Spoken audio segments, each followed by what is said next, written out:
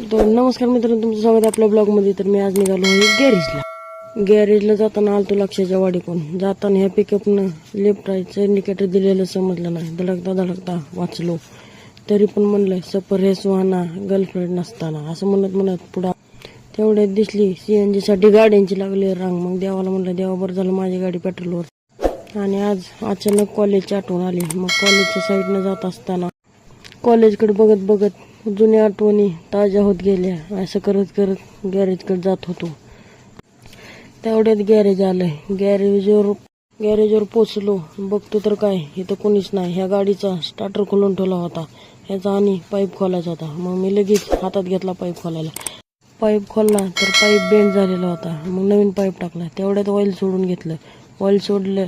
Oil टाकून घेतलं गाडीत आणि गाडी वॉशिंगला घेऊन आलो. वॉशिंगवरली एकच गाडी होती म्हणून लगेच घेऊन जा म्हणली.